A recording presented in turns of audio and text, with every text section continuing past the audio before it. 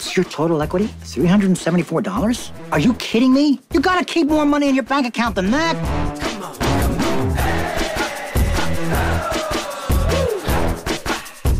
He just gave you $30,000? Well, as a loan, I would pay him back. Take the money. Who's FICA? Why is he getting all my money? Look, right now you don't have enough money to move out on your own.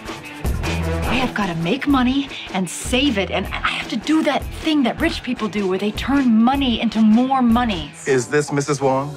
Yes, this is she. I'm calling to inform you that the check you just deposited bounced. What? I have 15 credit cards and they're all maxed out.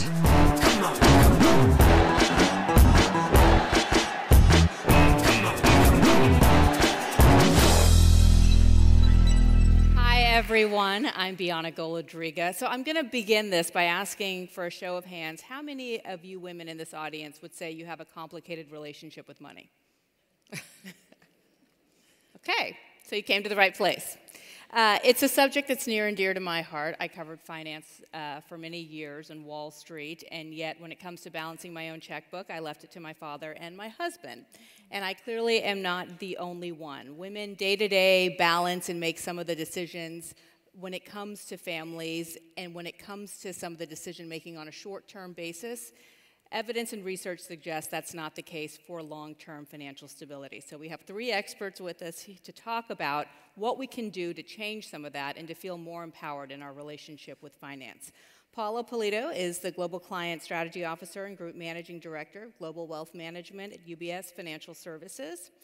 Tayari Jones is an author of 4 novels, including the best-selling An American Marriage, which was a 2018, yes, give it up, Oprah's Book Club pick. She's also a professor of creative writing at Emory University. And Bari Tessler is a financial therapist, a mamapreneur, and the founder of The Art of Money. So before we begin our panel, I want to get to a survey that you were all given earlier. And you were asked, which describes how you manage your finances? So here are the results. 32% of you said that you focus more on your short-term finances. 15% of you say that you focus more on your long-term finances. 47% of you say you focus on both equally. Question that one. 6% of you say you don't focus on finances at all. So with that, Paula, let me start with you. You have some of your own statistics, but I want to get your reaction to what you just heard as far as the audience's survey. Well, like you, I'm clearly surprised at the both doing it well. But I would say that, we have been involved in this research for 2 years now, 10,000 women globally, really understanding what is their relationship with their money and their financial well-being. When you ask women globally, sort of, where do they focus on the short term. So there's been conventional wisdom for many years that, women are not as good when it comes to financial services. That's partially true in terms of some of the conventional wisdom, but the truth is that 80% of women are focused on the short term. For example, bill pay, credit cards, household expenses, those kinds of things. When we asked women, what's most important to you? It winds up that the long-term investing piece actually is what they're more concerned about. So retirement, estate planning, how much do I leave to my kids? Things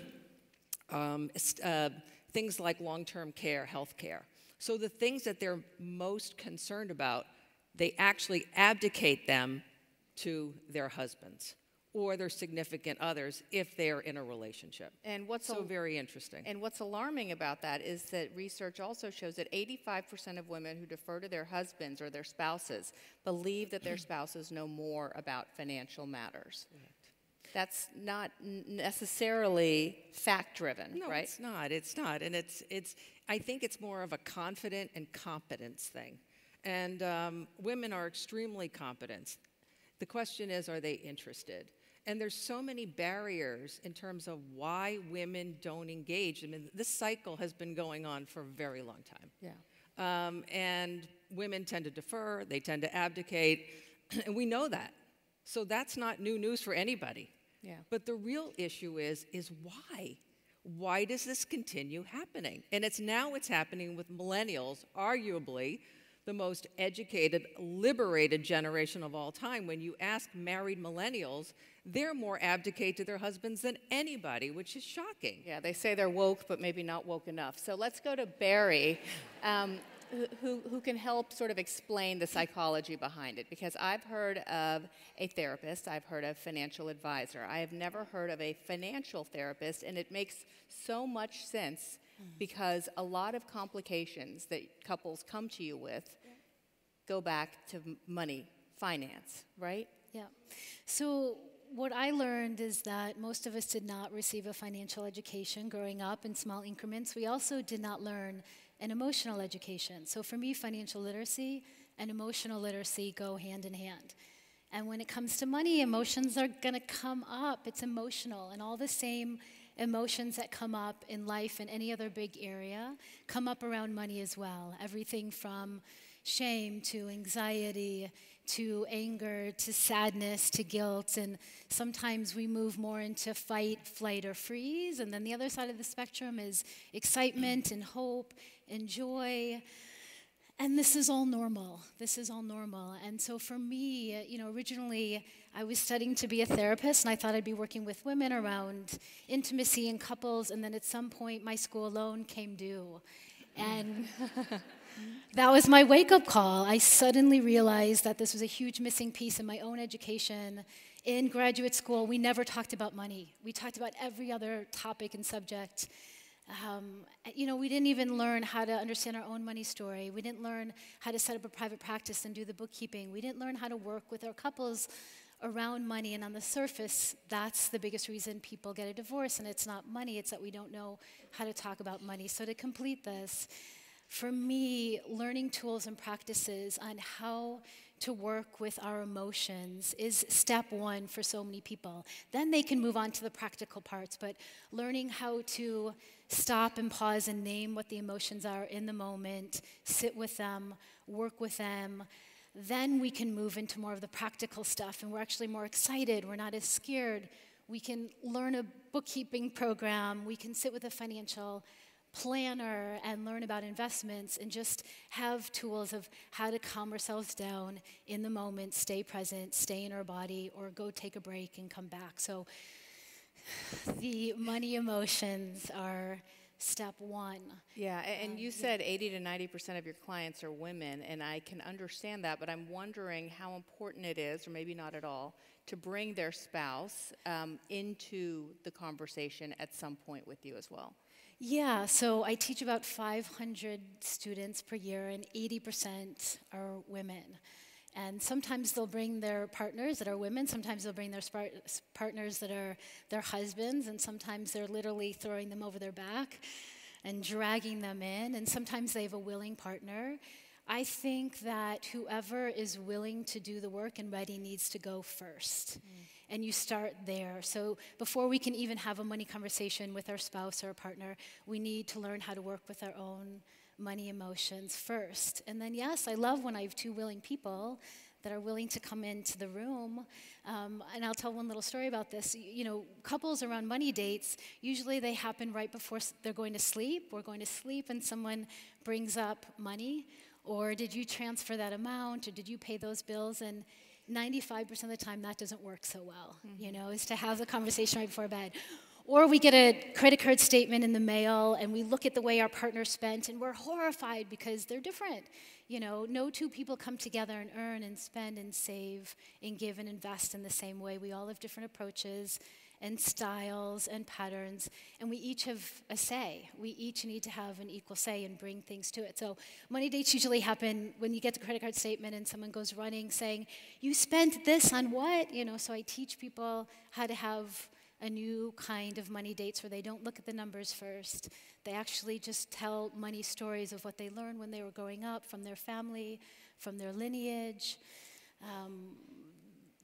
They share stories about their background, storytelling first, then they can move into their values, and on the surface they're the same, but when they go to spend money or earn or save or invest, it's usually different. And then the third step is then we can say who's on what, who's going to be tracking the numbers, who's going to be paying the bills, how is that going to go, and the fourth thing is then we get on the same team and talk about our larger goals. Yeah.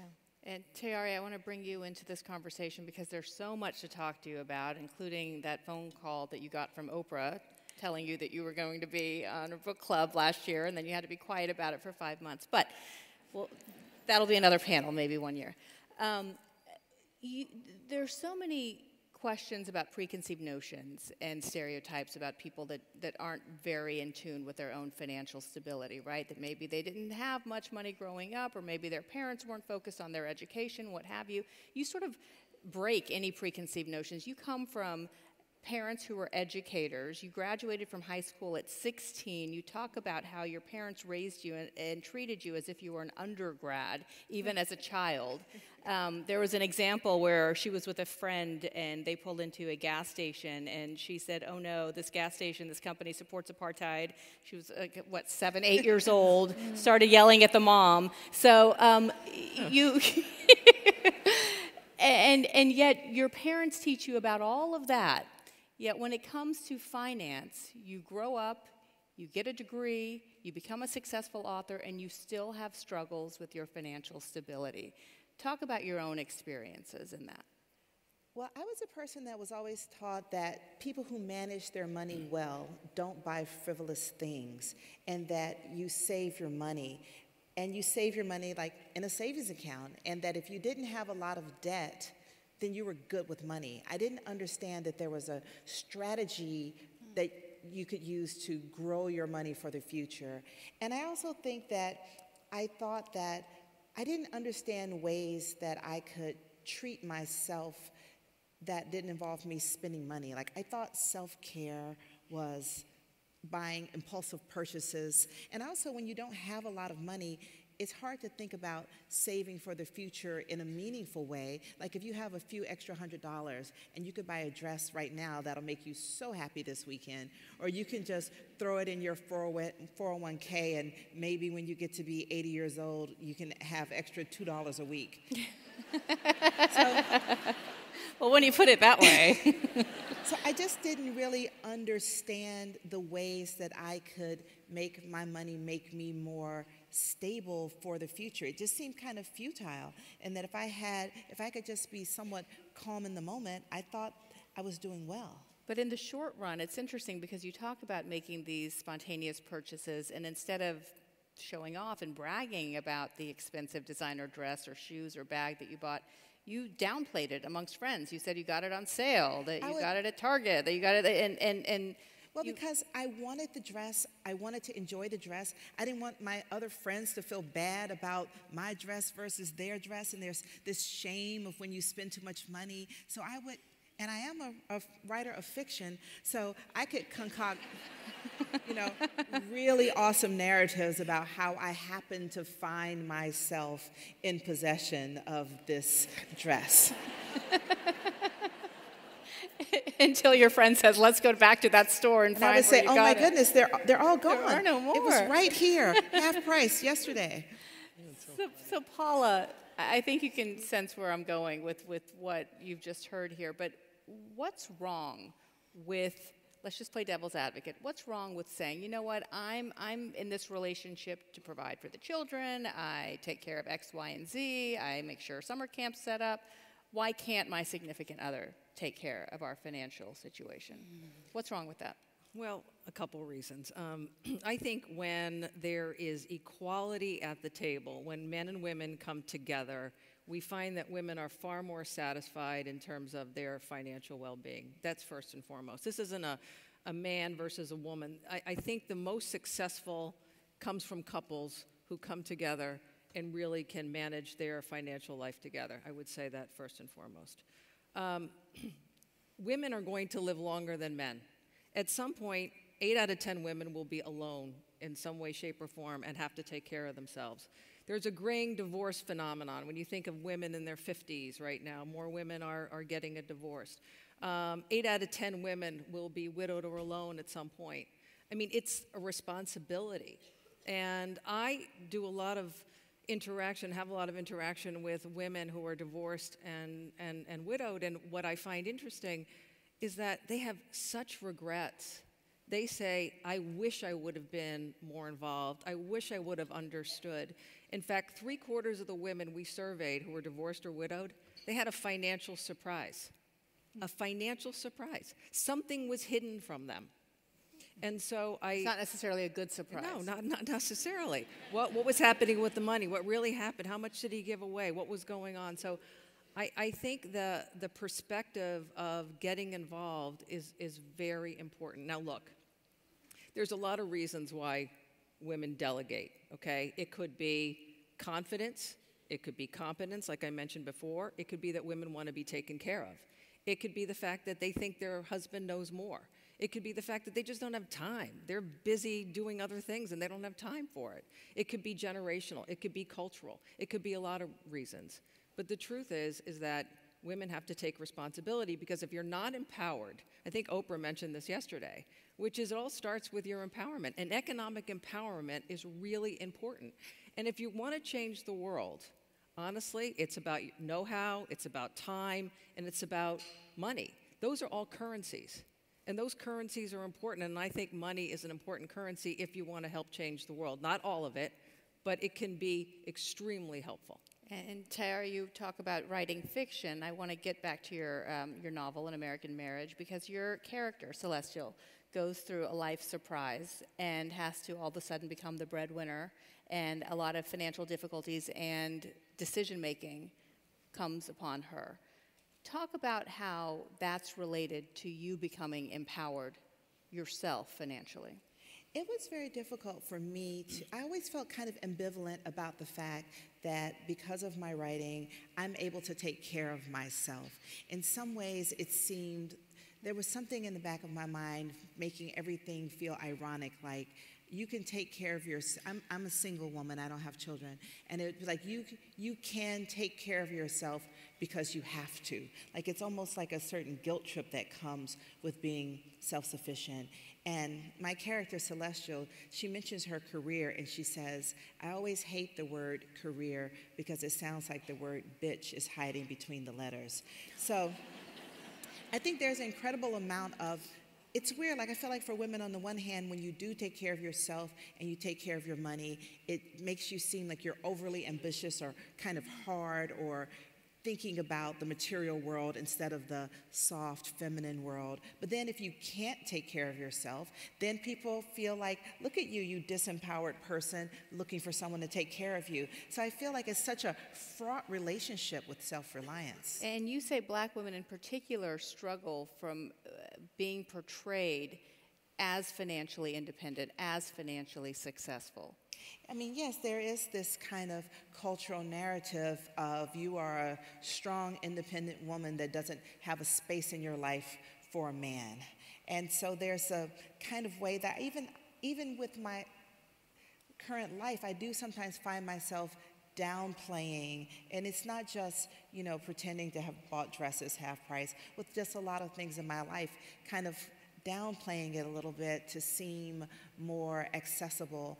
I think that I am lucky that I understand that I'm just playing games and I'm not squandering my resources to actually be that less intimidating person.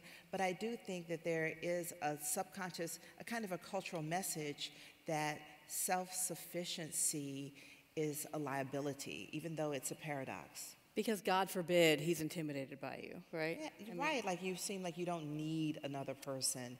And yeah, I feel like I'm 48 years old. I feel like I've struggled with that for all of my adult life, but more so in these last couple years that, you know, since I've written this novel that has given me a measure of security, I'm more aware of the ways that I'm negotiating kind of cultural expectations. And Bari, these must be just some of the conversations that you see take place within a relationship when they come to you for advice, because you can see how a struggle like this over a consecutive number of years could really strain a relationship. Yes. And so when I'm working with couples, I was saying earlier that I really support the woman to just go first if she's the one who's ready. But what I notice is that when the woman starts doing the work, then eventually the man starts looking over the shoulder, the woman starts looking over at their shoulder, and then they start getting curious, like, what are you doing? Because their patterns and their behaviors and their excitement about this area of life starts changing. But it takes a while. So this is the biggest stage I've been on, and I'm so nervous and so excited to be here. So, well, you're doing great. Keep going. Yeah, I mean, I think, so with couples, it's, as I was saying earlier, money dates is just one of those things that we join together in a couple, and sometimes we merge money right away. Because that's just what we think we should do. Sometimes we separate our money, and we do that for years. And it's always interesting. There's no one right way. But at some point, these are the conversations that we need to be starting to have with each other. Like my husband and I, we were separate for 7 years, and then when I got pregnant, it was clearly time to come together, and merge our finances. I know other couples that have that have merged finances for many, many years, and it's not going well. In order to save their marriage, they actually separate out their finances. But the money dates are just something that are so important to begin to have together. And I'll tell a little story about a couple. So he came from a traditional financial management background, and she was being mom at home, and she was teaching yoga. And he felt like because of his financial background that he knew everything about money and that he could teach her. And so he kept pulling out his spreadsheets. And those money meetings, whatever they were, just kept turning into crying and swearing and fighting, and her getting really upset and saying, this is not working, and he could not understand. He's like, this is my background, I'm a good teacher, I should be able to teach you this. And so when they came to me, one of the first things I did was, hey, there's a new way to start to have money dates. Let's not pull out those spreadsheets right away. Let's actually start talking about your money stories and how you grew up and what did you learn from your family and your history and your lineage and your grandparents and what was positive and negative around money, and what are your strengths and challenges. And we started there. And this can take 3 to 6 months of learning how to have a new kind of money date where you get 30 minutes and one person gets 15 minutes and the other person gets 15 minutes. Then they move on to the values. So this couple, it took them a good 3 to 6 months, but what he started realizing is that he wasn't the best teacher for her. She needed to have a different kind of teaching. She hated those damn spreadsheets, even though some women love spreadsheets. And she needed a different kind of bookkeeping system. She needed to learn Mint or Quicken, I can't remember which one it was, and she needed to get a bookkeeping trainer for herself. And also, he needed to learn how to soften. She needed to talk about her emotions and what was coming up for her. And he learned that he had some emotions too, and they didn't teach that in his financial background. So after 3 to 6 months, I love teaching tools and practices, and this was just a practice of having these money dates over and over and over, and eventually became loving and compassionate money conversations where they were on the same team and actually able to talk about the numbers. She had her own system and talk about future planning together, and it completely changed everything by just practicing a different kind of money dates. And talking to each other as opposed to at and over Yes, talking to each other, hearing each other, hearing they have really different styles, really getting that no one's right. Yeah. Yes. And in the final 2 minutes here, I want to ask Tayari and Paula your advice and suggestions, given your own personal experience, for why this is so important for women and what are some steps they can initially take. Tayari, for you, you are a very successful, as we mentioned, novelist, but you don't rely on a consistent paycheck, right? And so many people in this country now are part of a gig economy where they may get a lump sum 1 month, the next month, there's not that financial stability. What advice would you give women in your position who are successful yet are concerned about mapping out a long-term financial roadmap for themselves? Well, I think the most important thing to do is always have one eye toward the future. When I was saying, like, I would do these kind of impulsive purchases and not, instead of putting it away for the future, that I think at the age I am now, I realize how short-sighted that was. And I put myself on, but I have to tell you, I do have a regular job. Yeah. I have a full-time job. I'm a professor right. at Emory University. I'm too afraid not to have one, but I mean, people do tell, I mean, that is my main advice to any artist, for sure, is to try to have some kind of regular gig, and I look at my writing money as supplemental, but I planned for it. I imagine what I think would be the least amount that I might get, because writers get paid twice a year. We get paid in April, we get paid in October. Yep. That's it. And I just think the main thing is to put 1/3 for your savings, 1/3 for your whatever you want to do, and then always stay on top of your taxes. So many people who live in a gig economy, the taxes get them. Yeah. Don't play with the IRS. Yeah. Well said, Professor. Yes, I know that. I introduced you as a professor. My bad. Okay, Paula, how about you? Well, first I would say that forget about the financial jargon. People become paralyzed by financial jargon. Don't worry about derivatives, hedge funds, puts, calls, collars. Forget it. It's not about financial education. It's about understanding what you own, your assets, your debts, your liabilities. And when I say assets, I don't mean just your investment portfolio. I mean your real estate holdings, your insurances, anything that you have, you need to look at as an asset and what is your debts. And I think this emotional connection with money is really important. You have to ask yourself, what is important to you? What keeps me up at night? What am I concerned about? What do I want my legacy to be? Am I afraid I'm going to run out of money? If you can't answer those questions first, then you really can't plan for what your financial well-being can be. You've got to start with the emotional piece first.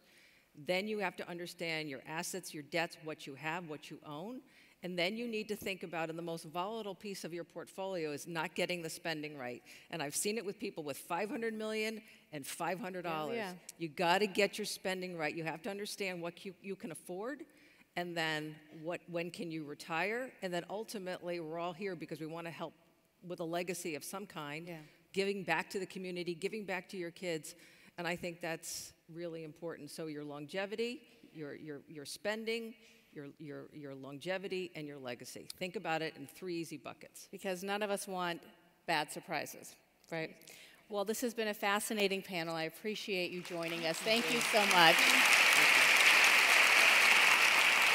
I want to let all of you know that there's lunch following this panel, but I hope all of you come back because the wonderful, talented Priyanka Chopra will be back here right after lunch, so you're not going to want to miss it. Thank you. Thank you.